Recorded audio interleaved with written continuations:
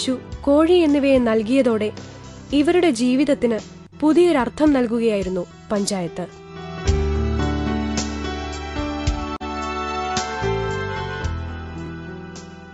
നമുക്കിനി പൂതാടിയുടെ വികസന പദ്ധതികളെക്കുറിച്ച് ചർച്ച ചെയ്യാനുള്ള സമയമാണ്.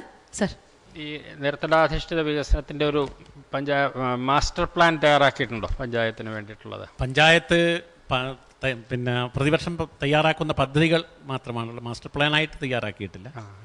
2003-4 വർഷത്തിൽ ഉണ്ടായ വരൾച്ചയും അതോടൊപ്പം തന്നെ കൃഷിനാശവുമാണ് സത്യത്തിൽ പൂതാടി പഞ്ചായത്തിനെ സംബന്ധിച്ചിടത്തോളം കുടിവെള്ളക്ഷാമം പരിഹരിക്കുന്നതിന് ശാശ്വതമായ പരിഹാരം ഉണ്ടായേ പറ്റൂ എന്നുള്ള ചിന്താഗതി ഭരണസമിതിയിലുണ്ടായിട്ടുണ്ട്. കേരളത്തിൽ ഏറ്റവും കൂടുതൽ കർഷകരുടെ ആത്മഹത്യ നടന്നിട്ടുള്ള ജില്ലയാണ് വയനാട്. വയനാടിൽ ഏറ്റവും കൂടുതൽ കർഷക ആത്മഹത്യ നടന്നിട്ടുള്ള പഞ്ചായത്താണ് പൂതാടി. കർഷകരെ സംബന്ധിച്ചിടത്തോളം കാർഷിക മേഖലയിൽ നിന്ന് തിരിഞ്ഞു പോകുന്നൊരവസ്ഥ വന്നപ്പോൾ അവർക്ക് ആവശ്യമായ സൗകര്യങ്ങൾ ഉണ്ടാക്കി കൊടുക്കുക എന്നുള്ള ഉദ്ദേശത്തോടു കൂടിയാണ് ഇതുപോലുള്ള മഴവെള്ള സംഭരണത്തിന് വേണ്ടിയുള്ള പദ്ധതികൾ ആവിഷ്കരിച്ച് നടപ്പാക്കാൻ തുടങ്ങി.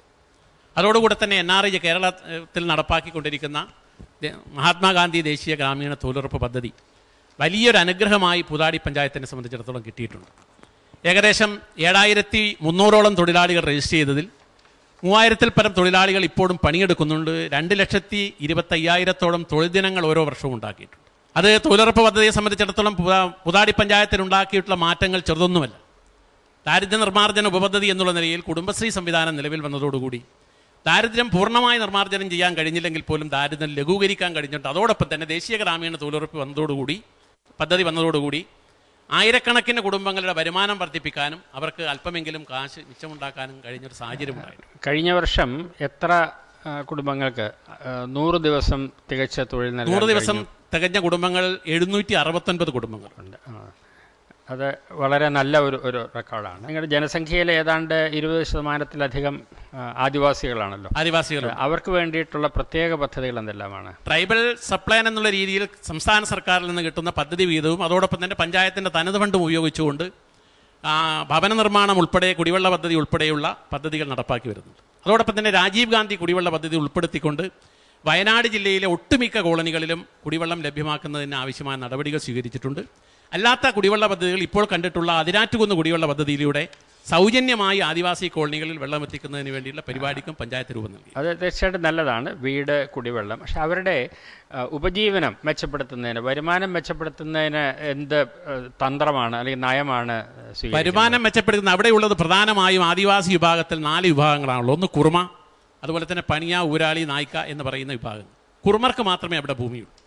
ബാക്കിയുള്ള ആളുകളെ സംബന്ധിച്ചിടത്തോളം കഷ്ടിച്ച് വീട് വെക്കാനുള്ള ഭൂമി മാത്രമേ ഉള്ളൂ. അവരൊക്കെ വനപ്രദേശങ്ങളിൽ നിന്ന് ശേഖരിക്കുന്ന വസ്തുക്കളും ഒക്കെ ഉപയോഗിച്ചുകൊണ്ടാണ് ഉപജീവനം നടത്തുന്നതെങ്കിൽ പോലും ഭൂമിയില്ലാത്തവർക്ക് ആട്, കോഴി, അതുപോലെ തന്നെ കൂടുതൽ ഭൂമിയുടെ വിസ്തൃതി ആവശ്യമില്ലാത്ത സൗകര്യങ്ങൾ ചെയ്തു കൊടുത്തുകൊണ്ട് അവരുടെ ജീവിത നിലവാരം മെച്ചപ്പെടുത്തുന്നതിന് ആവശ്യമായ നടപടികൾ സ്വീകരിച്ചിട്ടില്ല. അതിൻ്റെ അർത്ഥം അവിടെ കൃഷിയെ ആശ്രയിക്കാത്ത വനവിഭവ ശേഖരണത്തിൽ ഏർപ്പെട്ടിരിക്കുന്ന നല്ലൊരു വിഭാഗം ഉണ്ട് എന്നാണ്. നല്ലൊരു വിഭാഗം. അപ്പോൾ അവരെ ചൂഷണത്തിൽ നിന്ന് രക്ഷിക്കുന്നതിനും അവരുടെ ഉൽപ്പന്നങ്ങൾക്ക് നല്ല വില, അവരെ ഉൽപ്പന്നങ്ങൾ വിറ്റഴിക്കുന്നതിന് വേണ്ടി ബത്തേരിക്കടുത്ത് കല്ലൂർ എന്ന് പറയുന്ന സ്ഥലത്ത് ഒരു ആദിവാസി സൊസൈറ്റി ഉണ്ട്. ഇവരവിടെ നിന്ന് വനത്തിൽ നിന്ന് ശേഖരിക്കുന്ന എല്ലാ വിഭവങ്ങളും ശേഖരിക്കുന്ന ആ സൊസൈറ്റികൾ. അപ്പോൾ അവരുടെ ജീവിത അവസ്ഥ മെച്ചപ്പെട്ടിട്ടുണ്ടോ? അവർക്ക് നേരത്തേക്കാൾ കൂടുതൽ വരുമാനമുണ്ടോ? കൂടുതൽ ഭക്ഷണം കിട്ടുന്നുണ്ടോ? അത്തരം കാര്യങ്ങളെപ്പറ്റി ഒരു പഠനം, വിലയിരുത്തൽ പഞ്ചായത്ത് ഭരണസമിതി നടത്തിയിട്ടുണ്ട്. പഞ്ചായത്തിലെ ആദിവാസികളെ സംബന്ധിച്ചിടത്തോളം അവർക്ക് മറ്റ് വരുമാന മാർഗ്ഗങ്ങൾ ഇല്ലാത്തതുകൊണ്ട് തന്നെ പഞ്ചായത്തിൻ്റെ പരിമിതികൾക്കുള്ളിൽ നിന്നുകൊണ്ട് ചെയ്യാൻ കഴിയുന്ന പരമാവധി സഹായങ്ങൾ ആദിവാസികൾക്ക് വേണ്ടി ചെയ്യുന്നു.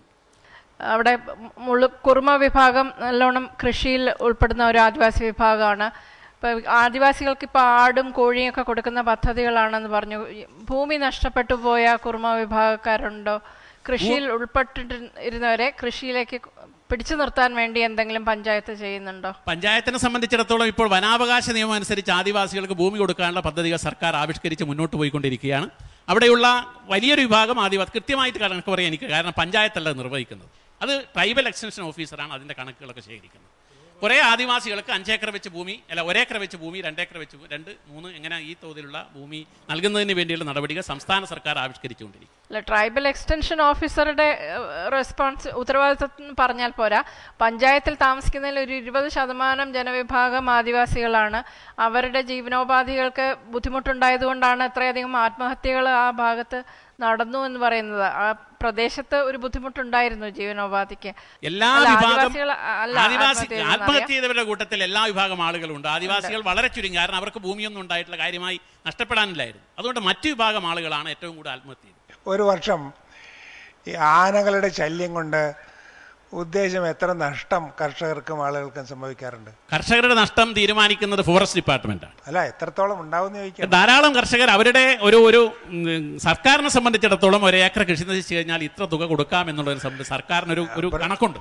അതനുസരിച്ച് അതിന്റെ നഷ്ടം തിട്ടപ്പെടുത്തുന്നത് വനം വകുപ്പാണ്. പ്രസിഡന്റ്, ഞാൻ ചോദിക്കുന്നത്, നിങ്ങൾക്ക് വളരെ കാലമായി ഉള്ള അനുഭവം കൊണ്ട് പുതുപ്പാടി പഞ്ചായത്തിൽ കാട്ടാനകൾ വന്ന് ശല്യം ചെയ്യുന്നത് കൊണ്ട് പ്രതിവർഷം ഉണ്ടാവുന്ന നഷ്ടം എത്ര?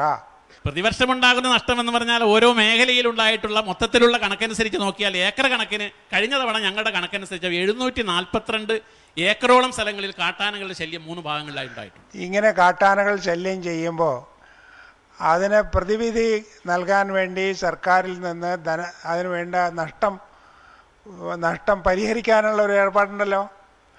നഷ്ടം പരിഹരിക്കേണ്ടത് വനം വകുപ്പാണ്. അതിനുവേണ്ടിയുള്ള അപേക്ഷകളൊക്കെ തന്നെ കർഷകർ വനം വകുപ്പിനെ ഏൽപ്പിച്ചു. ഇത് ഇന്നോ ഇന്നലെയോ മാത്രമല്ലല്ലോ, കുറെ കാലമായിട്ടുള്ള അനുഭവമല്ലേ. ഒരു പഞ്ചായത്തില് വർഷം തോറും ഇത്ര രൂപയ്ക്ക് നഷ്ടം വരുന്നു എന്ന് കണക്കാക്കി ഫോറസ്റ്റ് ഡിപ്പാർട്ട്മെന്റിൽ അപേക്ഷ സമർപ്പിച്ചാൽ അവരൊരു അസസ്മെന്റ് നടത്തി പരിഹാരം തരും.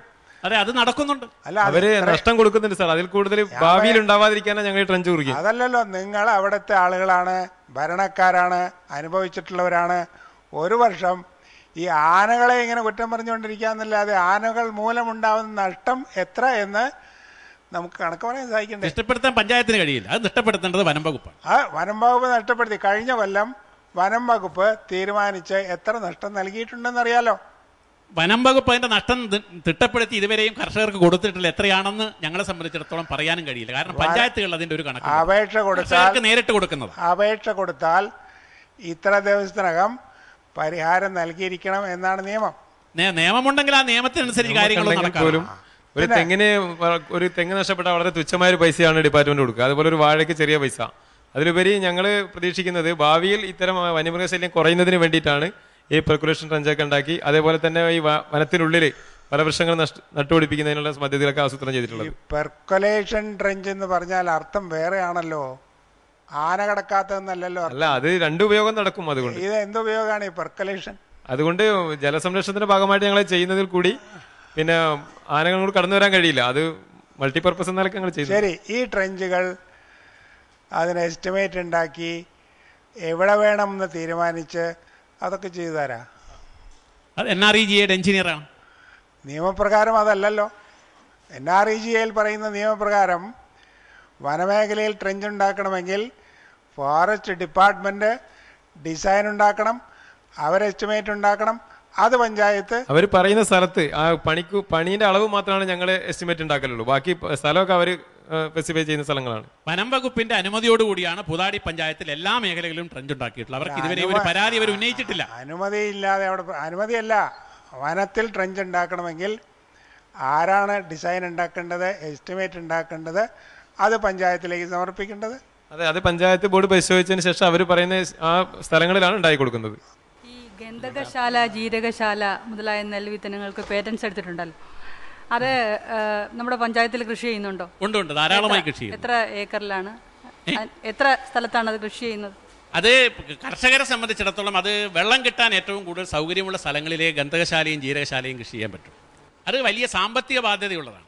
അതായത് ചെലവിനനുസരിച്ച് അതിൽ നിന്ന് ലാഭം കിട്ടാറുണ്ട്. പക്ഷെ അതിൻ്റെ വില കൊണ്ട് ഗന്ധകശാലക്കും ജീരകശാലക്കും കഷ്ടിച്ച് കൃഷി ചെയ്യുന്ന ഒരു ലാഭവും നഷ്ടവും ഇല്ലാതെ പോകാമെന്ന് മാത്രമേ ഉള്ളൂ. ഇപ്പോഴതിൻ്റെ പേറ്റന്റ് എന്ന് പറയുന്നത് പിന്നെ വയനാട് ജില്ലയെ സംബന്ധിച്ചിടത്തോളം അതിൻ്റെ ചില സൊസൈറ്റികൾ ഏറ്റെടുത്തുകൊണ്ട് അവർക്ക് വേണ്ടി സംഭരിച്ചുകൊണ്ട് അവർക്ക് ആവശ്യമായ നല്ല വില കൊടുക്കുന്നതിന് വേണ്ടി നടപടികൾ സ്വീകരിക്കും. വിപണനം എങ്ങനെയാണ് നടക്കുന്നത്? ഇപ്പോൾ നിലവിൽ എങ്ങനെയാണ് വിപണനം നടക്കുന്നത്? എങ്ങനെയാണ് വിപണനം? പൂതാടി സർ, ഇപ്പോൾ ഒരു ബാങ്ക് ഇപ്പോൾ അവിടെ നെല്ല് സംഭരിക്കുന്ന സാധാരണ നെല്ല് സംഭരിക്കുന്നതിനോടൊപ്പം തന്നെ ഈ വില കൂടിയ നെല്ലുകൾ കൂടുതൽ വില കൊടുത്ത് സംഭരിക്കുന്നതിന് ആവശ്യമായ നടപടികളും സ്വീകരിച്ചു വരും. പിന്നെ മറ്റൊന്ന്, ഈ ചിറയിൽ മത്സ്യം വളർത്തുന്നതിനെ പറ്റി ഒരു പ്രോജക്റ്റിനെ സംബന്ധിച്ച് പറഞ്ഞു. മത്സ്യം ധാരാളമായി മത്സ്യം വളർത്തുന്നുണ്ട്. വയനാട് ഈ ചിറകളിലൊക്കെ തന്നെ മത്സ്യം വളർത്തുന്നു. ഇപ്പൊ ഞങ്ങൾ കുടിച്ചിട്ടുള്ള 40ഓളം കുളങ്ങളുണ്ട്. ആ കുളങ്ങളിൽ ഒരു 35 കുളങ്ങളിലെങ്കിലും മത്സ്യം ഉണ്ടെന്നാണ്. ബാക്കിയുള്ള 5 കുളങ്ങൾ അടുത്ത കാലത്ത് കുഴിച്ചതാണ്. അതിൽ 35 കുളങ്ങളിലെങ്കിലും മത്സ്യം വളർത്തുന്നതിന് പൂതാടി പഞ്ചായത്തിനെ സംബന്ധിച്ചിടത്തോളം ഫിഷ് ഫാർമേഴ്സ് ക്ലബ് എന്നുള്ള എന്ത് മത്സ്യമാണെന്ന് പറയാമോ? എന്ത് മത്സ്യമാണെന്ന് പറയാമോ?